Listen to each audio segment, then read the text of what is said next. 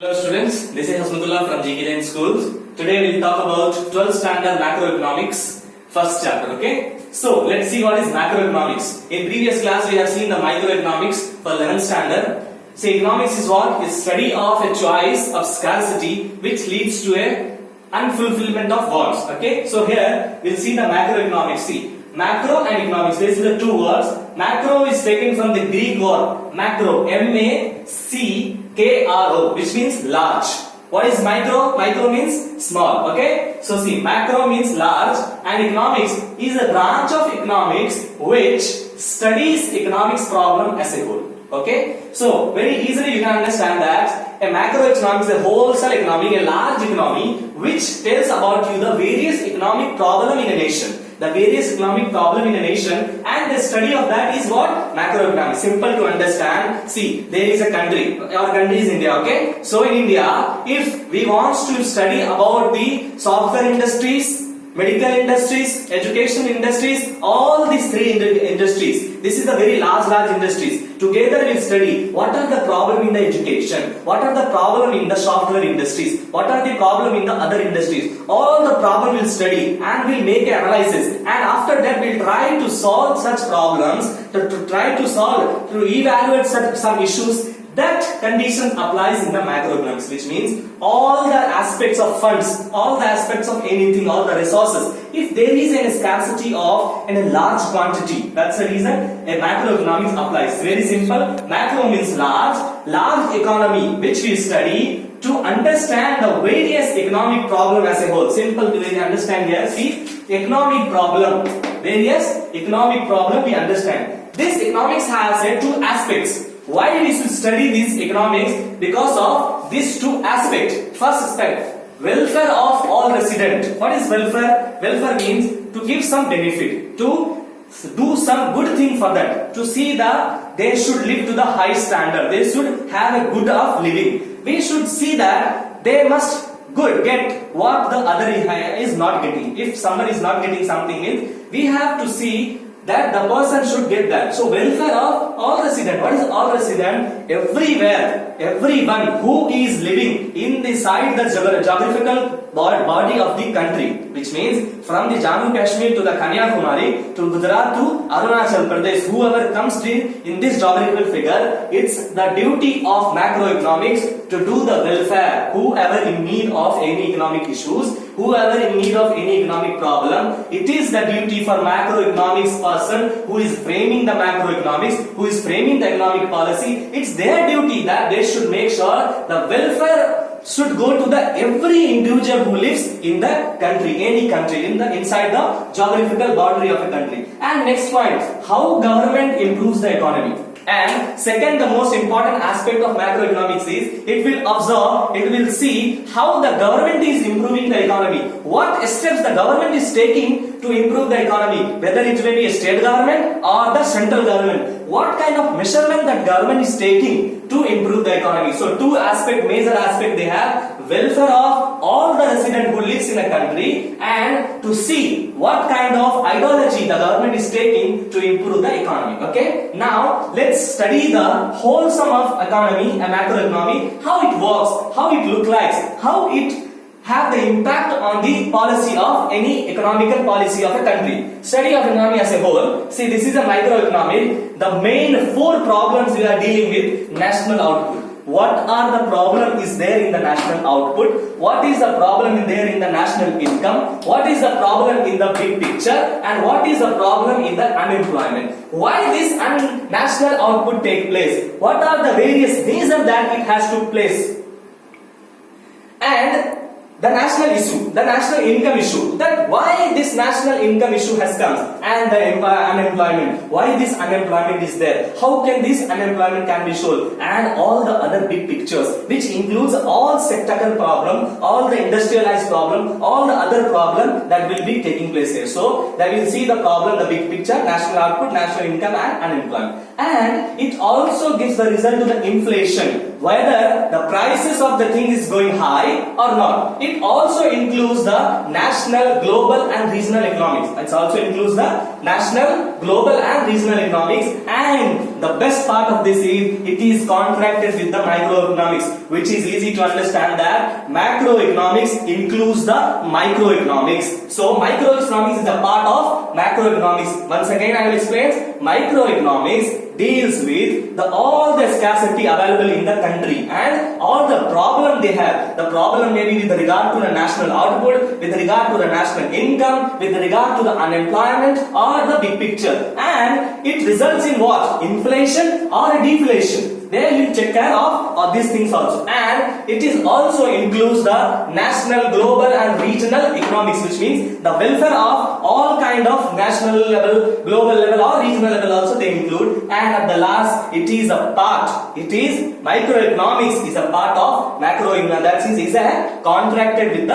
microeconomics. Okay. Once again, let's start. Macroeconomics is what? A large economy which studies the economic problem as a whole. Okay, and the two major aspects. It has the major aspect is to welfare of all the people lives in the country and how the government improves the economy and to solve the four major issues they have. Okay, let's go to the scope of a macroeconomics. Okay, see the first scope of macroeconomics is national income. Okay, how a country, how a people who is framing the economics, how they can help in the formation of a national income. This national incomes will give the interest to the others to invest in the country, right? Because if a country is facing any financial crisis, if they goes to the World Bank or any other bank to get a loan, first thing they will see the national income. This is the basic criteria to give any loan or anything. So the major aspect of the macroeconomics is to build the national income very high level, to have the national income as a stake, to have a national income at the best possible manner. Okay. Next thing is inflation. What is inflation? Inflation is nothing but when the price of a commodity goes high, the inflation takes place. It's not at all good for any country. So the macroeconomics work is they have to see how can they reduce the inflation rate and how can they reduce the inflation rate, how it will benefit the people who is living in the country, to the government, and it also build to the national income. Next, business cycle. So macroeconomics will also see the business cycle. See, India is an industrialized country. Okay, we have many industries, small industries, big industries, private, public,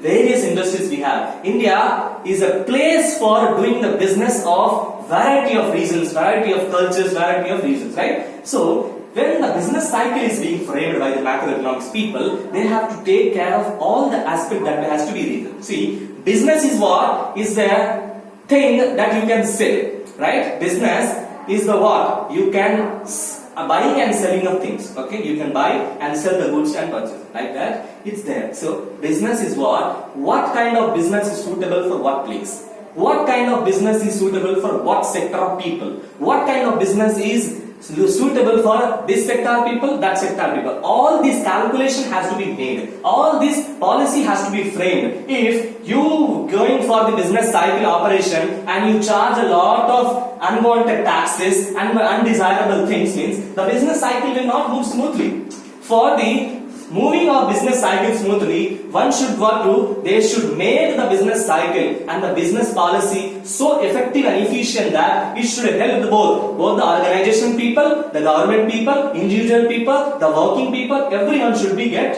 benefited. Next, poverty and unemployment. One of the most major issue our country is facing today is unemployment, right?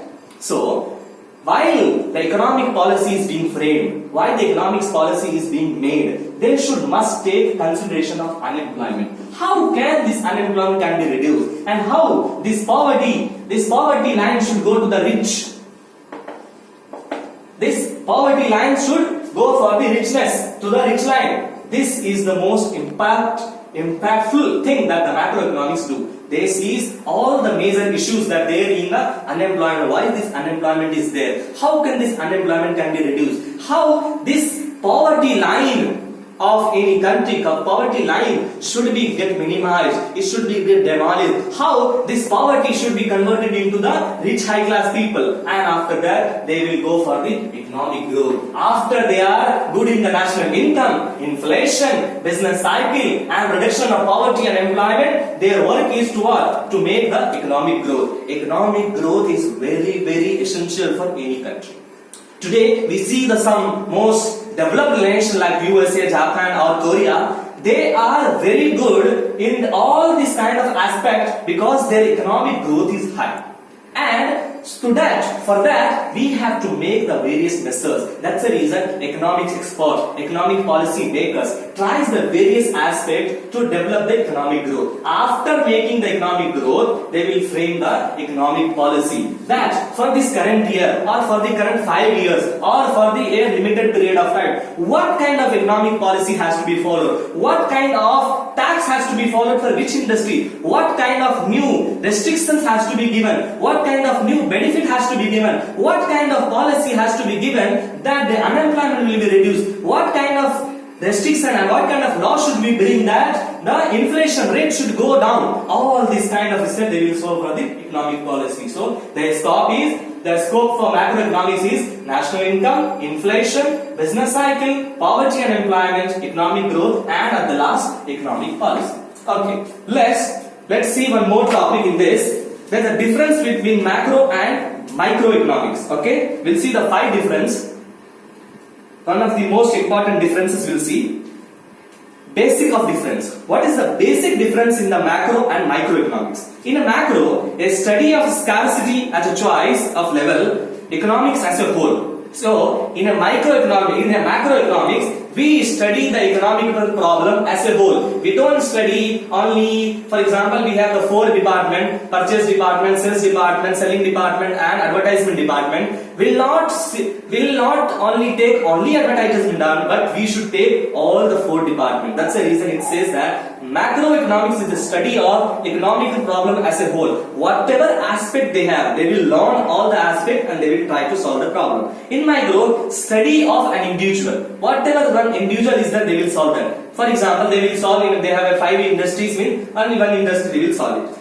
Economic variable, the economical changes they have. Okay, in the macro they are having the macro variables. So in a macro there is a large kind of changes available, and in the micro there is a micro variable. So limited changes is being seen there. Economic agent. In the macroeconomics we have institutional agent. What is institutional agent? A large company, a big factory is coming and serving as an agent to the macro industry. But in a micro, because it deals with the individual person, so individual in any single fellow from the same industry or from any other industry, they will come and solve as and act as an agent. And central issue. What is the major issue in the macro and micro? In a macro, there is a major issue of input, output, and unemployment. See here also we have seen output, unemployment, income. So this is the major issue. And in the microeconomics, there is an allocation of resource. The resources are not that much. That is the one of the major issue. Inflation. So inflation is a major issue in the macroeconomics.